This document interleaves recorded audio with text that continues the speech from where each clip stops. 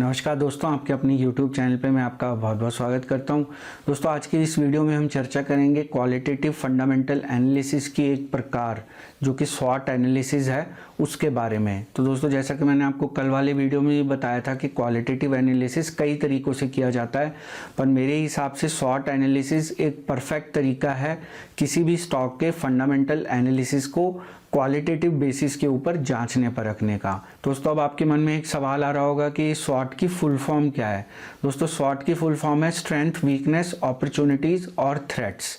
दोस्तों, यहाँ पे जो स्ट्रेंथ और वीकनेस है वो कंपनी की इंटरनल होती है, मतलब वो कंपनी कंट्रोल कर सकती है। उनको मालूम है उनकी स्ट्रेंथ्स क्या है, उनको मालूम है उनकी वीकनेस क्या है, और ये दोनों पैरामीटर कंपनी के कंट्रोल में होते हैं। दोस्तों, अपॉर्चुनिटीज और थ्रेट्स जो हैं वो एक्सटर्नल होते हैं कंपनी के, वहाँ पे कंपनी ज़्यादा उसके बारे में कंट्रोल नहीं कर पाती। लेकिन दोस्तों, जो भी अपॉर्चुनिटीज़ होती है, थ्रेट्स होती हैं, उसके ऊपर एक्शन जो लेना है वो कंपनी के हाथ में होता है, और वो कंपनी सक्सेसफुल होती है जो कि पहले ही अपॉर्चुनिटीज़ और थ्रेट्स को आइडेंटिफाई कर लेती हैं, उसके ऊपर समय रहते एक्शन ले लेती हैं ताकि आने वाले समय में वो प्रॉफिटेबल रहें, आने वाले समय में बहुत अच्छा परफॉर्म कर सकें। और जो भी निवेशक इन कंपनीज़ के अंदर निवेश करते हैं उनको इन कंपनीज़ के निवेश करने का बहुत बढ़िया बेनिफिट मिलता है लॉन्ग रन में। तो दोस्तों, यहाँ पे मैं दावे के साथ कह सकता हूँ कि जो भी दर्शक किसी भी कंपनी का स्वॉट एनालिसिस करे क्वालिटेटिव फंडामेंटल एनालिसिस के अंदर, तो वहाँ पे दोस्तों उसके नुकसान होने की प्रोबेबिलिटी बिल्कुल ज़ीरो के बराबर होती है लॉन्ग रन में। क्योंकि दोस्तों, मैं खुद पर्सनली स्वॉट एनालिसिस का इस्तेमाल करता हूँ कंपनी के क्वालिटेटिव एनालिसिस के लिए, और ये मैं अभी रिसेंटली नहीं कर रहा, इसको मैं पिछले 10 साल से इस्तेमाल कर रहा हूँ। और दोस्तों, मेरे को कभी भी धोखा नहीं हुआ, प्रोवाइडेड यहाँ पे जो स्वॉट एनालिसिस है वो बिल्कुल ठीक तरीके से किया जाए, और उसको काफ़ी रिसर्च के बाद करना पड़ता है, जैसा कि मैंने आपको शुरुआत में बताया। और इसको करने के बाद आप एक बिल्कुल सही निर्णय ले सकते हैं किसी भी कंपनी में निवेश करना है या नहीं करना। दोस्तों, आज के इस वीडियो में हम जानेंगे स्वॉट एनालिसिस के बारे में। आप इस वीडियो को लास्ट तक ज़रूर देखिएगा।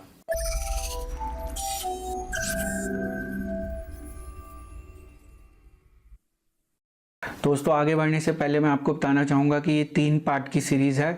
कल के वीडियो में हमने जाना कि 2 तरह के फंडामेंटल एनालिसिस कौन से होते हैं, जिसके अंदर मैंने आपको बताया कि क्वांटिटेटिव और क्वालिटेटिव 2 तरह के फंडामेंटल एनालिसिस होते हैं। और उसके अंदर जो स्वॉट एनालिसिस है वो क्वालिटेटिव एनालिसिस का पार्ट है, जिसके बारे में हम आज चर्चा कर रहे हैं। कल के वीडियो में हम एक प्रैक्टिकल केस स्टडी के बारे में चर्चा करेंगे, और वो केस स्टडी होगी एक IT कंपनी के बारे में।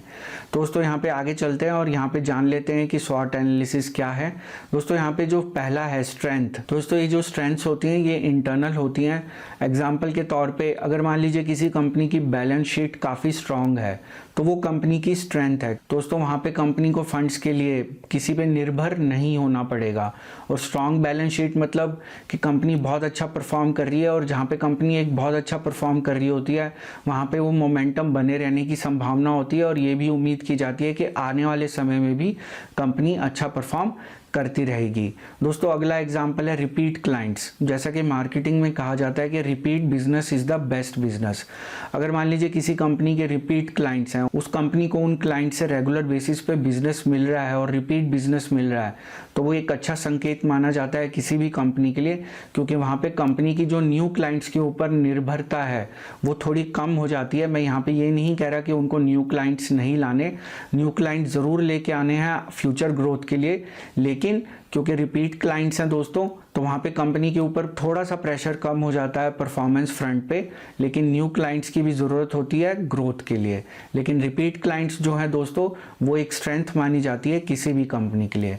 दोस्तों, अगला एग्जांपल है कि कॉस्ट एडवांटेज। तो यहाँ पे मान लीजिए कि एक कंपनी है वो किसी प्रोडक्ट को 100 रुपये में बना रही है, लेकिन जो उनके कॉम्पिटिटर हैं वो उस प्रोडक्ट को 110 से नीचे नहीं बना सकते।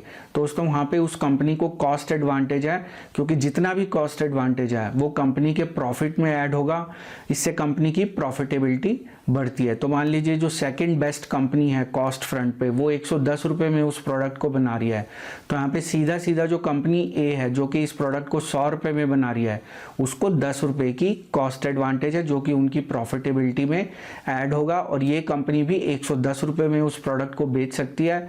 जबकि कंपनी बी अगर सिर्फ कॉस्ट पे भी बेचे तो उनको भी 110 पे ही बेचना सोचना पड़ेगा। कॉस्ट एडवांटेज हमेशा कंपनी के प्रॉफिटेबिलिटी में इजाफा करती है। दोस्तों यहाँ पे चर्चा कर लेते हैं वीकनेसेस की। तो यहाँ पे कुछ एग्जांपल हम वीकनेस के भी ले लेते हैं। दोस्तों सबसे पहला है कि आउटडेटेड टेक्नोलॉजी। दोस्तों आउटडेटेड टेक्नोलॉजी बहुत नुकसान करती है कंपनी को।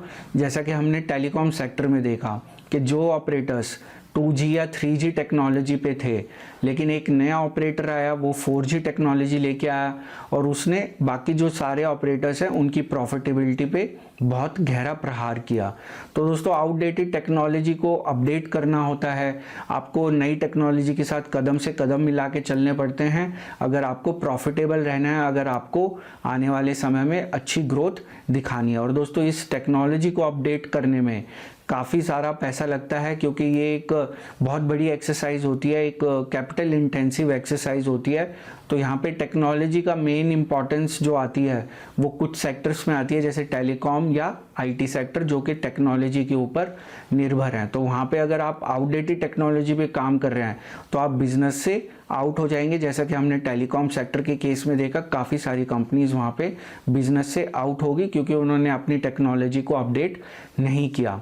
दोस्तों इसके अलावा लैक ऑफ फंड्स, अगर मान लीजिए कंपनी ग्रो करना चाहती है लेकिन उनके पास पैसे नहीं है, जो कि एक मेन प्रॉब्लम होती है स्मॉल या मिड कैप कंपनीज के लिए, तो वो भी कंपनी की एक वीकनेस मानी जाती है कि कंपनी के पास अगर पैसा नहीं है आगे ग्रो करने के लिए।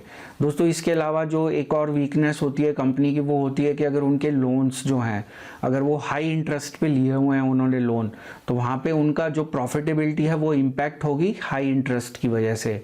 तो वो भी कंपनी की एक वीकनेस है, क्योंकि कंपनी एक लोअर इंटरेस्ट रेट पे लोन नहीं उठा सकती। इसके पीछे कारण ये होता है कि कंपनी की हो सकता है क्रेडिट रेटिंग इतनी अच्छी ना हो। दोस्तों कुछ कंपनीज हैं, आपने देखा होगा कि जब ऑनलाइन रेवोल्यूशन आया था, इंटरनेट रेवोल्यूशन आया था, तो वो ऑनलाइन नहीं गई कंपनीज, मतलब उन्होंने अपनी जो ऑनलाइन प्रेजेंस है उसके ऊपर ज़्यादा ध्यान नहीं दिया। उसकी वजह से उन कंपनीज को आज के डेट में स्ट्रगल करना पड़ रहा है और ये उनकी वीकनेस है। तो दोस्तों अब यहाँ बात कर लेते हैं अपॉर्चुनिटीज़ की। दोस्तों अपॉर्चुनिटीज़ के अंदर एक्सपेंशन जो है किसी भी कंपनी के लिए वो हमेशा एक अपॉर्चुनिटी होती है। तो अगर एग्जांपल लिया जाए, मान लीजिए कोई टूथपेस्ट की कंपनी है, वो दो तरीके से वो एक्सपैंड कर सकती है। एक होती है हॉरिजॉन्टल एक्सपेंशन, एक होती है वर्टिकल एक्सपेंशन। तो दोस्तों वर्टिकल एक्सपेंशन में क्या है कि क्योंकि वो ऑलरेडी एक टूथपेस्ट बना रहे हैं जो कि ओरल केयर के अंदर आता है, तो वहाँ पे वो वर्टिकली एक्सपैंड कर सकते हैं, वो माउथ वॉश बना सकते हैं या वो टूथब्रश बना सकते हैं। लेकिन अगर वो सोचे कि हम हॉरिजॉन्टल एक्सपेंशन करेंगे तो वहाँ पे वो फेस वॉश बना सकते हैं या वो साबुन बना सकते हैं, तो उसको कहेंगे हॉरिजॉन्टल एक्सपेंशन। नॉर्मली ऐसा देखा गया है दोस्तों, जो कंपनीज हॉरिजॉन्टली एक्सपेंड करने की कोशिश करती हैं उनको ज़्यादा सफलता हाथ नहीं लगती। जो कंपनीज वर्टिकली एक्सपेंड करने की कोशिश करती हैं वो ज़्यादातर सफल होती हैं। दोस्तों इसके अलावा कुछ और अपॉर्चुनिटीज़ हो सकती हैं कि कंपनी अपनी क्रेडिट रेटिंग को इम्प्रूव करे ताकि उनको कम रेट के ऊपर पैसा मिल जाए, फंड्स मिल जाए एक्सपैंड करने के लिए। इसके अलावा वो न्यू टेक्नोलॉजी के अंदर एक्सपैंड कर सकते हैं ताकि आने वाले समय में उनकी ग्रोथ जो है बरकरार रहे। दोस्तों आइए बात करते हैं अब थ्रेट्स की। तो थ्रेट दोस्तों, कंपटीशन हमेशा ही एक थ्रेट होता है किसी भी कंपनी के लिए। अब जैसा कि मैं आपको काफ़ी बार बता चुका हूँ कि अगर कोई भी कंपनी हाईली कॉम्पिटिटिव सेक्टर में ऑपरेट कर रही है तो वो उसके लिए हमेशा थ्रेट बना रहेगा। जैसे कि FMCG बहुत ज़्यादा कॉम्पिटिटिव है, टेलीकॉम पहले कॉम्पिटिटिव था लेकिन अब वहाँ पे कंपटीशन धीरे धीरे ख़त्म होता जा रहा है। तो जो भी कंपनी हाईली कॉम्पिटिटिव एनवायरनमेंट में ऑपरेट कर रही है वो उस कंपनी के लिए हमेशा ही थ्रेट बना रहेगा। दोस्तों इसके अलावा उनको एक और थ्रेट होता है कि उनकी जो रॉ मटेरियल की कॉस्ट है कहीं वो बढ़ ना जाए। जैसे कि मैंने एग्जांपल दिया कि जब क्रूड ऑयल के प्राइसेस इंक्रीज होते हैं तो एविएशन सेक्टर के ऊपर इसका नेगेटिव इम्पैक्ट होता है, क्योंकि उनका जो रॉ मटेरियल है, उनके लिए जो क्रूड ऑयल का प्राइस है उसका जो बेंचमार्क है वो उनके लिए एक रॉ मटेरियल कॉस्ट है।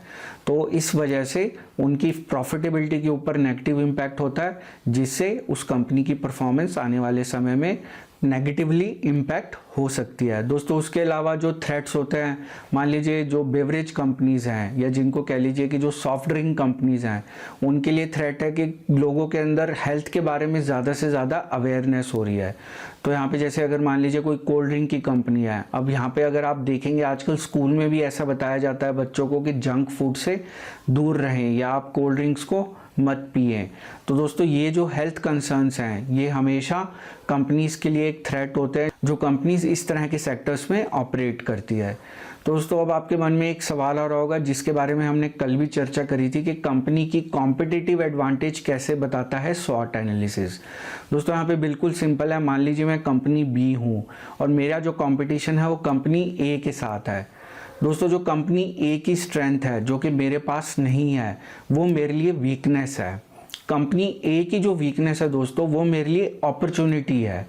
जो कंपनी ए की अपॉर्चुनिटी है वो मेरे लिए थ्रेट है, और जो कंपनी ए के लिए थ्रेट है दोस्तों वो मेरा स्ट्रेंथ है। तो यहाँ पे जो भी मेरी कंपटीशन में कंपनीज हैं मुझे उनका स्वॉट एनालिसिस करना पड़ेगा। मुझे देखना पड़ेगा कि मैं कहाँ पे लैग कर रहा हूँ। उसी हिसाब से मैं देख पाऊंगा कि मेरी कॉम्पिटिटिव एडवांटेज कहाँ है, और वहाँ पे हम मोट के बारे में भी और ज़्यादा जान सकते हैं।